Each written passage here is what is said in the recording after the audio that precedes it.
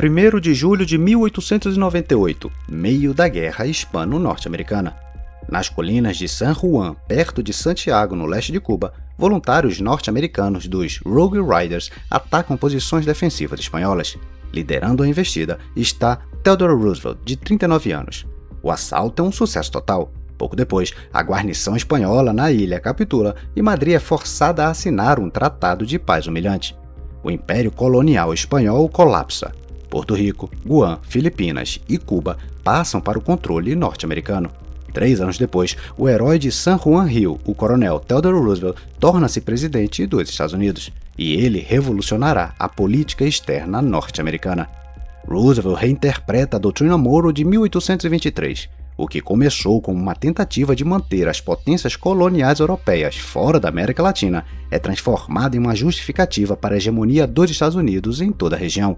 O símbolo dessa hegemonia torna-se a diplomacia do Big Stick, grande porrete, uma doutrina que legitima o uso da força para proteger os interesses norte-americanos, fornecendo a base ideológica para repetidas intervenções militares e para tratar o Caribe como o lago interior dos Estados Unidos.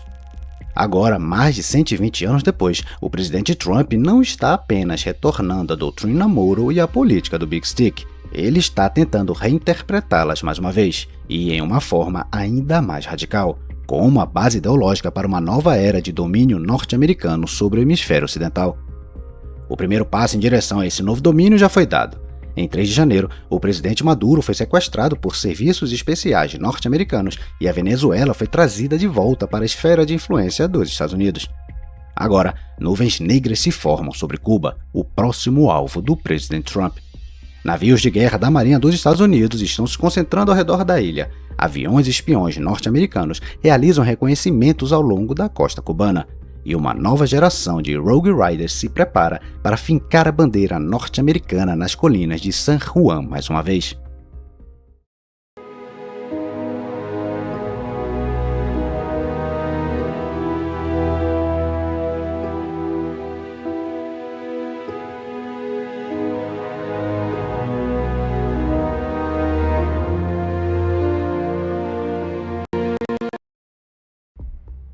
Para entender por que Cuba se tornou o próximo alvo de Donald Trump, precisamos voltar a 3 de janeiro de 2026.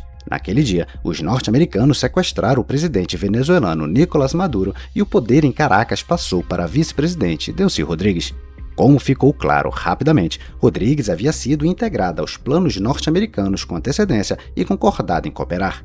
Dessa forma, a Venezuela foi de fato trazida para a esfera de influência dos Estados Unidos. Os eventos em Caracas ecoaram fortemente em Havana, a 2.000 quilômetros de distância. A Venezuela era o maior fornecedor de energia de Cuba. Todos os meses, carregamentos regulares de petróleo chegavam à ilha vindos da Venezuela, cobrindo cerca de 50% das necessidades energéticas cubanas. Com a remoção de Maduro, essa fonte secou. Por trás disso, é claro, estavam os norte-americanos, que concluíram que isolar Cuba do petróleo venezuelano desencadearia uma crise energética na ilha e derrubaria um regime que tem sido um espinho na garganta dos Estados Unidos desde a véspera do Ano Novo de 1959, quando as forças de Fidel Castro entraram em Havana. Já em 11 de janeiro, Trump declarou, abre aspas, não haverá mais petróleo ou dinheiro indo para Cuba. Zero. Sugiro fortemente que faça um acordo, antes que seja tarde demais. Fecha aspas. A escalada contra Cuba foi, portanto, uma consequência natural do sucesso que o governo Trump alcançou na Venezuela. Mas há outros 2 fatores que também desempenham um papel importante. O primeiro é a figura do secretário de Estado dos Estados Unidos, Marco Rubio. Rubio é filho de imigrantes cubanos. Embora seus pais tenham deixado Cuba não por razões políticas, mas econômicas, e chegado aos Estados Unidos 3 anos antes da Revolução de Fidel Castro, Rubio construiu sua carreira política em torno da ideia de derrubar o regime comunista em Cuba. Isso não é surpresa, já que a Flórida, o estado de onde Rubio vem, é o principal lar da diáspora cubana. Desde que entrou no mundo da alta política, Rubio bloqueou consistentemente todas as tentativas de normalizar as relações com Cuba. Agora, como chefe do poderoso Departamento de Estado, ele tem a chance de levar sua cruzada ao fim. Ainda mais porque a política de Rubio se encaixa perfeitamente na visão estratégica do presidente, que a imprensa apelidou de Doutrina Doro. É uma versão radicalizada da doutrina Monroe, baseando-se fortemente na política do Big Stick de Theodore Roosevelt, que mencionamos no início. Trump está profundamente convencido de que os Estados Unidos devem dominar o hemisfério ocidental, econômica, política e, se necessário, militarmente.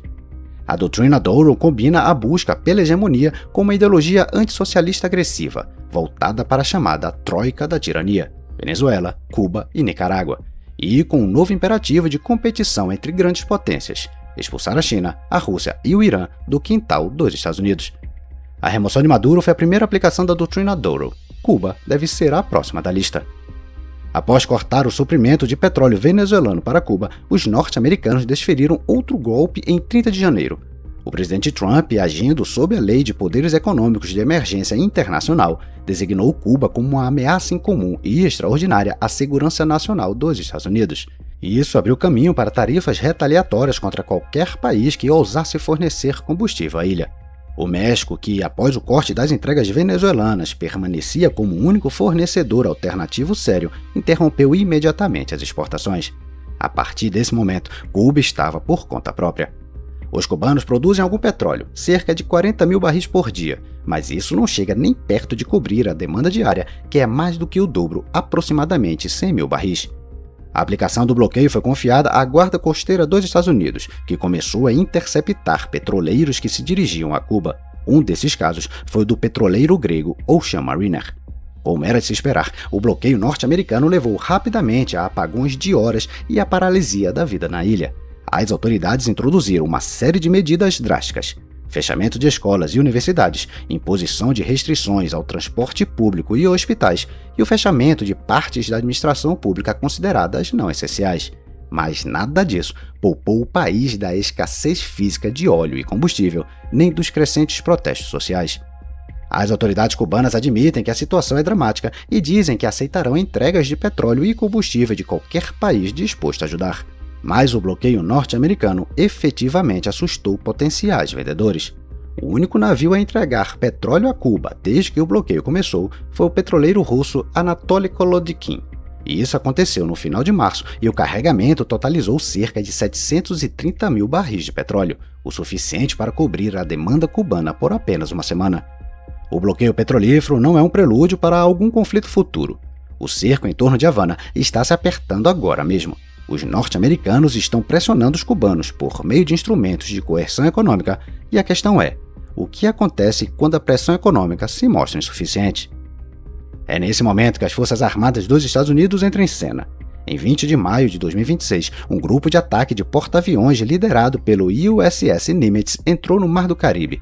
Ele se juntou ao grupo de prontidão anfíbia Iwo Jima, que já operava na região, e que consiste em 3 navios de assalto anfíbio transportando a 22ª Unidade Expedicionária de Fuzileiros Navais, uma formação especializada em desembarques anfíbios e operações especiais. Poucos dias antes da chegada do Nimitz, o Comando Sul dos Estados Unidos, o comando norte-americano responsável pelas operações militares na América Latina e no Caribe, lançou um curto videoclipe legendado com 3 palavras: letal, preciso, pronto. As imagens mostram aviões, helicópteros, tanques, embarcações de desembarque e infantaria. A sequência termina com uma tomada aérea de Cuba. Tudo isso visa construir uma narrativa de prontidão norte-americana para intervenção armada e servir como instrumento adicional de pressão sobre as autoridades em Havana. Outro elemento desse jogo são os voos de reconhecimento norte-americanos ao longo da costa cubana. Uma análise de dados do Flight Radar 24 mostrou que desde 11 de maio, pelo menos 5 aeronaves de patrulha marítima P-8A Poseidon e 3 drones de vigilância MQ-4C Triton operam perto da ilha, coletando inteligência sobre as capacidades militares de Cuba e a liderança política em Havana.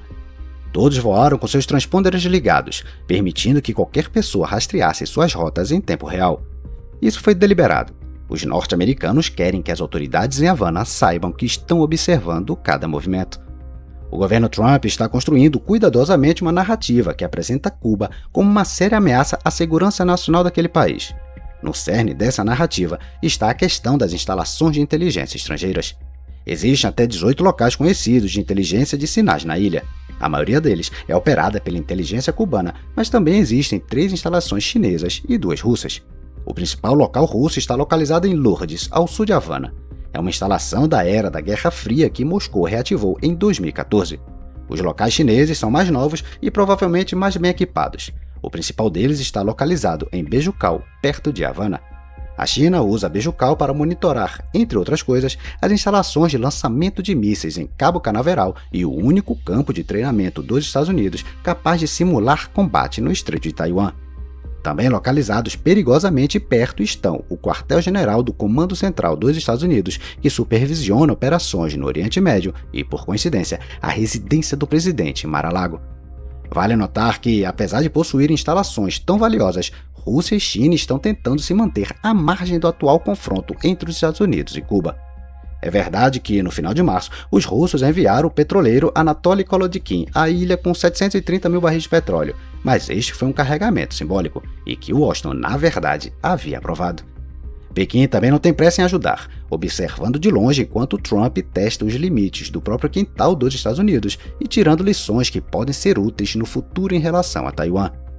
Não é difícil ver que, no caso de Cuba, os norte-americanos estão seguindo uma cartilha familiar, uma que já haviam usado contra a Venezuela. Junto com a pressão econômica e militar, vem o alvo na liderança política do país. Assim como os norte-americanos acusaram Maduro de tráfico de drogas, Raul Castro, o ex-presidente de Cuba de 94 anos e irmão do Fidel, foi acusado de assassinar 4 cidadãos norte-americanos. O caso refere-se a um incidente de 1996, no qual a Força Aérea Cubana abateu 2 aeronaves civis pertencentes à organização de caridade de exilados Irmãos ao Resgate. Promotores norte-americanos alegam que Castro deu a ordem para abater os aviões. Tudo deve ter uma base legal.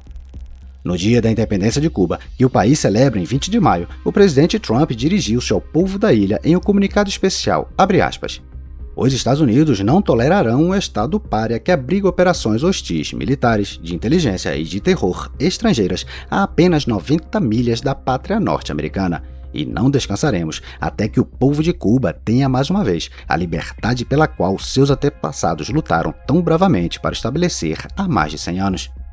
O indiciamento e a remoção de Maduro enviaram mensagem clara aos seus aliados socialistas em Havana.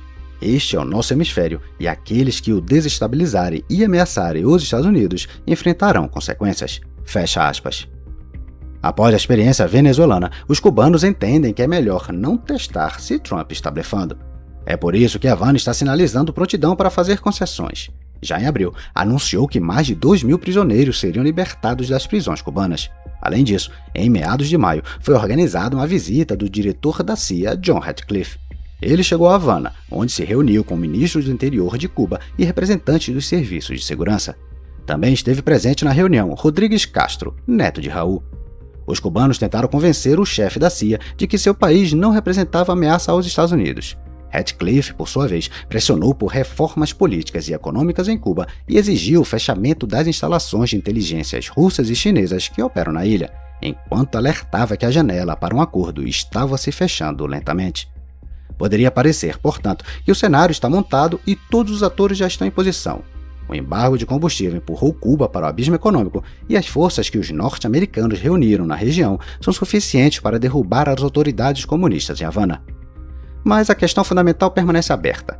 Qual é o objetivo final de Donald Trump em relação a Cuba? Não há resposta simples. Nas últimas semanas, o presidente norte-americano apresentou uma gama de diferentes opções à sua disposição, sem ainda decidir qual delas escolherá no final. A primeira opção é uma invasão em larga escala e ocupação da ilha, uma repetição do modelo familiar da Operação Causa Justa, a intervenção de 1989 no Panamá, quando dezenas de milhares de tropas norte-americanas derrubaram o general Manuel Noriega. Em teoria, tal opção é possível. As Forças Armadas de Cuba, outrora entre as mais fortes da América Latina, agora reduziram-se a cerca de 45 mil soldados mal equipados, sem uma marinha funcional nem uma força aérea eficaz. Mas uma invasão em larga escala carregaria enormes riscos políticos e humanitários. A queda do regime cubano significaria que a responsabilidade pela ilha passaria para os norte-americanos. Na prática, os Estados Unidos se tornariam responsáveis por 10 milhões de cubanos privados de comida, remédios, combustível e eletricidade. Estabilizar a situação poderia levar meses, consumindo grandes recursos militares, políticos e financeiros norte-americanos. O presidente Trump, que criticou repetidamente justamente esse tipo de missão de estabilização, não parece interessado em assumir total responsabilidade por Cuba. Mas ele tem outras opções sobre a mesa. A segunda opção é replicar o cenário venezuelano. Usando forças especiais, os norte-americanos poderiam capturar Raul Castro e levá-lo aos Estados Unidos para ser julgado pelo abate das duas aeronaves mencionadas anteriormente. Mas esse plano carrega um risco sério e, ao mesmo tempo, muito prosaico. Castro tem 94 anos e pode simplesmente não sobreviver a tal operação. Se ele morresse antes de ser levado aos Estados Unidos, o sequestro perderia qualquer propósito real. É por isso que surge uma terceira opção. Novamente, uma versão do cenário venezuelano, mas não a parte envolvendo o sequestro de Maduro. Em vez disso, significaria procurar uma versão cubana de Delcy Rodrigues, alguém de dentro do atual regime que, no entanto, estaria disposto a cooperar com os Estados Unidos. De vazamentos na imprensa norte-americana, sabemos que Trump quer que o atual presidente e chefe do Partido Comunista Cubano, Miguel Díaz-Canel, renuncie. Trump acredita que ele é radical demais e se recusaria a realizar reformas econômicas de livre mercado. Então, quem, após a renúncia de Díaz-Canel, poderia desempenhar o papel de Delcy Rodrigues cubana nesta história? Paradoxalmente, os melhores candidatos para esse papel são os membros da própria família Castro, que ainda exercem enorme influência dentro das estruturas de poder. O candidato mais sério para se tornar a versão cubana de Delcy Rodrigues parece ser Oscar Pérez Oliva Fraga, um engenheiro de 54 anos cuja avó era irmã biológica de Fidel e Raul Castro. Pérez Oliva serve atualmente como vice-primeiro-ministro e ministro do Comércio Exterior e Investimento. Ele possui várias qualidades que o tornam atraente para Washington. É um pragmático e um tecnocrata, um defensor de amplas reformas econômicas e, ao mesmo tempo, não está sobrecarregado pelo sobrenome Castro. Em março de 2026, ele também anunciou a maior reforma econômica desde 1959, permitindo que imigrantes cubanos nos Estados Unidos invistam em Cuba.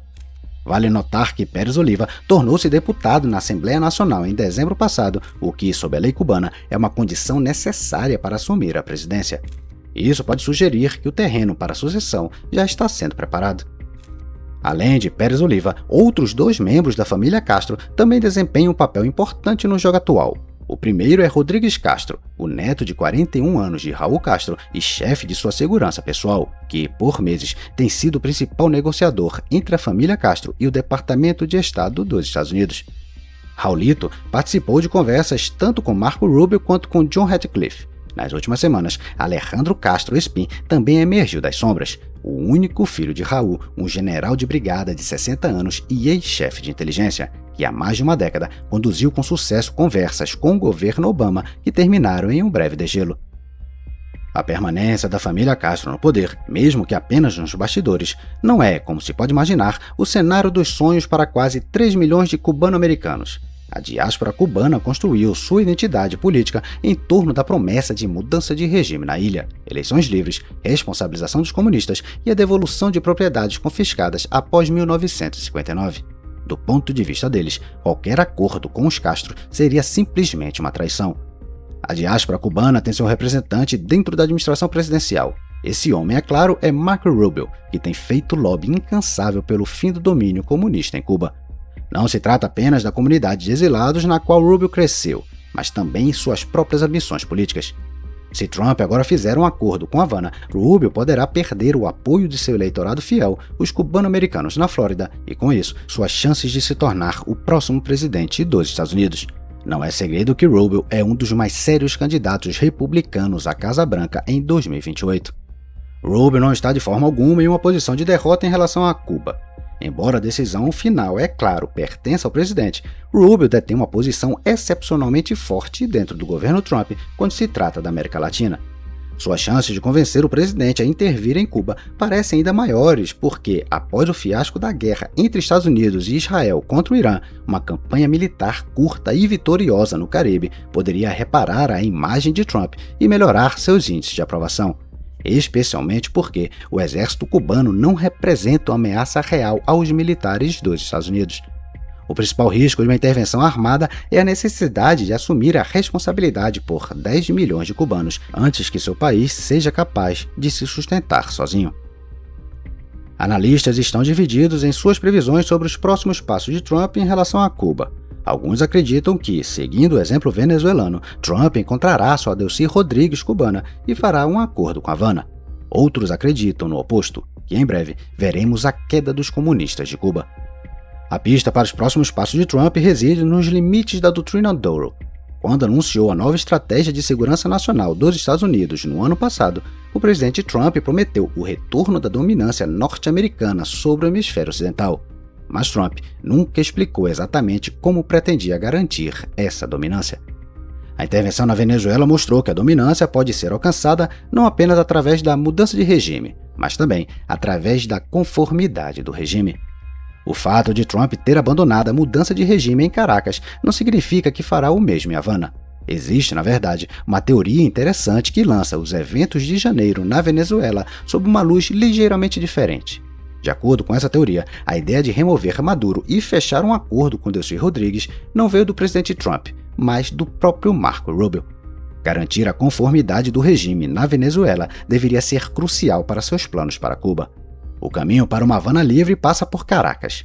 Por anos, a Venezuela foi a tábua de salvação econômica e energética de Cuba e nada enfraqueceu mais as autoridades cubanas do que o corte do petróleo venezuelano e a imposição de um bloqueio de combustível à ilha. Se essa teoria for verdadeira, se tudo o que aconteceu desde o sequestro de Maduro foi, de fato, arquitetado por Rubio, então não estamos esperando por outra Delcy Rodrigues. Estamos esperando por outra geração de Rogue Riders fincando a bandeira norte-americana nas colinas de San Juan.